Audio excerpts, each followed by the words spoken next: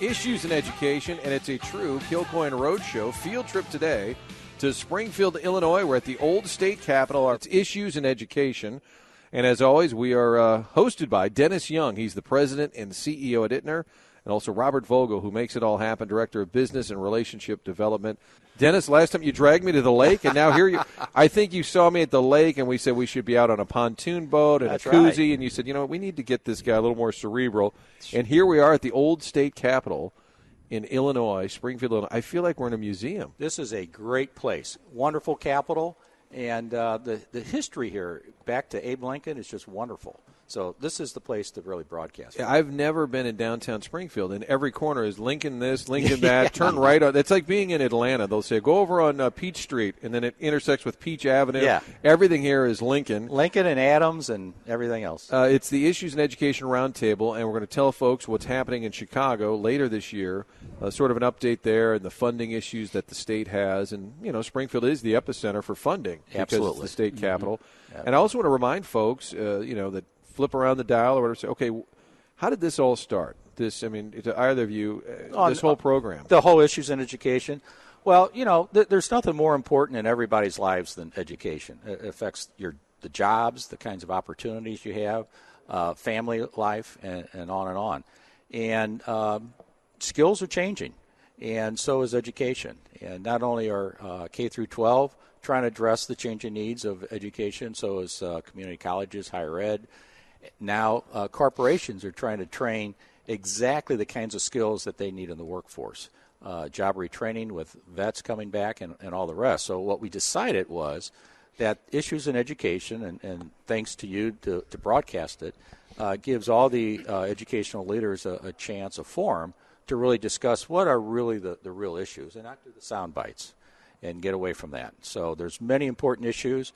And what I find really interesting is that people are addressing the same issues from their own perspective. So, for instance, there are actual companies out there, service companies, that are providing educational services, sometimes to a very special segment, such as entrepreneurs and people in the whole innovative center. And there's companies out there providing those services. But so are community colleges, now universities, STEM in K through 12. And so everybody's trying to solve it from their own perspective, and this is a forum to kind of talk about it.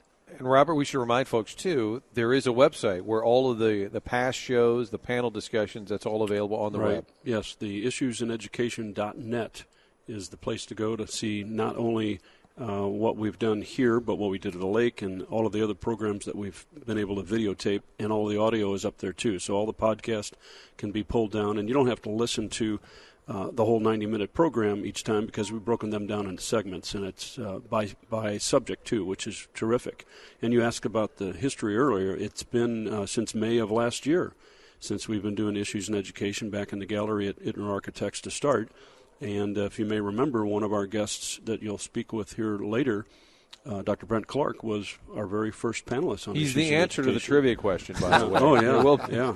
He is not eligible for a prize, however. Yeah, he was the pilot. He was on the pilot program that we had back May of 2015. So it was really a great program then, and we knew that it was going to grow, but we didn't know that it would grow to the extent that it has. And over the past 3 weeks in promoting this particular program here in the old state capitol, we've gotten more play and more excitement and questions about what we're doing up here today than we have, I think, for any other program. And in Illinois, we know it's hotly debated in terms of education and those dollars. I also want to mention to folks, make sure, and I mentioned it at the outset, Max on Movies, that's producer Max, his Twitter account is Max on Movies, but right now he's doing a Periscope, so if you want to see how cool this building is, which clearly is an old building with the giant columns, we're sitting in what must have like where they would vote and debate, kind of a congressional type room. Max is walking around doing a walking tour of this old state capitol, so you can check that out on Periscope via Max on Movies.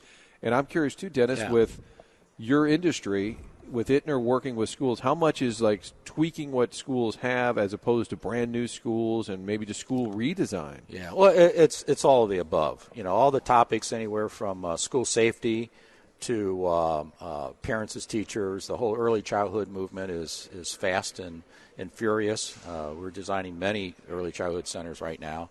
But it's really a funding issue in part for many of them. But the job retraining, trying to get manufacturing skills back is very important. Dealing with the IT in terms of just all the aspects of IT in terms of cybersecurity and manufacturing. We got away from that for a while. Like Absolutely our parents are the ones who went to shop and had shop, and then we don't need that anymore. We need more poetry, And then now it's like, wait a minute, nobody knows how to do any of these. I mean, in Germany for years has kept the focus on the trades. Yeah, what's interesting, a few years back, you asked what era are we in? It was the service industry or information age. It's not any of that anymore. Even some of the youngest kids, coming right out of school that are trying to be the entrepreneurs, the result is they're making things. And so it's very exciting, and there's I won't name them all, but there's a variety of companies out there that provide those kinds of services as an equipment area that they can all go to and rent, because some of these cost about $5 million to have all the equipment that you need. Mm-hmm. So now you can rent that stuff. So you don't need to be in a Fortune 500 company to create something new and exciting that improves all of our lives. And, Robert, I stole some of your nuggets right out. Do you have more historical nuggets for us? I didn't realize Springfield was the third capital that Illinois had. Vandalia on there and Kaskaskia was on there. Did I steal all your nuggets? No, not at all. You got more? And I didn't hear everything you said right at the beginning, but one of the things that I do know is that Kaskaskia, when it was the original capital, it moved because of an earthquake, and I don't think most people know about that. I don't think of Illinois ever having an earthquake, right? Yeah, isn't that They interesting? might if the Cubs win the World Series. Oh, they will. Sure. Yeah. Self-induced, which, by the way, that's the only downside, guys, to us being here today. We inched a little closer to Wrigley Field. Right. Yeah, it might be a long off season. That's for sure. Well, when we first started promoting the fact that we were going to be here in the old state capitol, we started to get people to call us and to send us information about what really took place in Springfield by way of education. And one of the quotes that somebody sent to us was a quote from Abraham Lincoln, and it says, "Upon the subject of education, I can only say that I view it as the most important subject which we as a people can engage in." So I thought, wow, isn't that so appropriate for us to be here today? It's important. And then, of course, the other one that was sent to us is more popular. The philosophy of the schoolroom in one generation will be the philosophy of government in the next. And thought, wow, isn't that great? That is so appropriate for what we're doing here today. And, you were asking the question earlier about issues in education and then what's happening with schools overall. And the interesting thing to me, I think, is that while schools are being built from scratch and while some schools are being renovated and retrofit along the way, the one thing that is for sure is that the way we teach and the way we learn is different generation to generation and almost year to year with technology coming into play. And so much of it has to do with what we're going to talk about later, the very last segment actually, and that's about optimizing human performance and experience. And how can we affect the optimization of that human performance and experience through informed design? And that's where we come into play, what we do day in and day out. And in Missouri, we've been we don't just go to the lake to goof off. Well, McCarney did. I should take that back. But yes. We've had school board get-togethers, and then we've had school administrators. What's going to happen in Illinois is they do it all as one, right? It's a joint program, and it's a huge program, great seminars and programs, and a lot of exchange of ideas and information. So what's also interesting is, board members rotate over the years. So all of a sudden you have a third of all new faces that are trying to contribute to the success of their district and community. So they're there to learn. Yeah, you don't realize. I mean, maybe some people are more in tune with it, but I'd never realized. Well, what is the school board? What does that mean? Are they voted in? Are they picked? Terry Black, who runs Super Smokers in Eureka, stopped by our remote the other day at the World Bird Sanctuary, and he said, "Hey, I've been on the Francis Howell School District for the last." I'm like, you don't realize local business owners, parents, and they're all making up your school board. Right. That's right. So influential, and I think for you guys, I'm assuming these events, not just the roundtable, but all of these conventions, you're able to pick their brain. You talk to administrators, superintendents, and they tell you what's happening, what their needs are. Even next week we have some meetings with the Muhammad Seymour School Board. Again, all volunteers, great expertise, great passion for doing what's right for kids.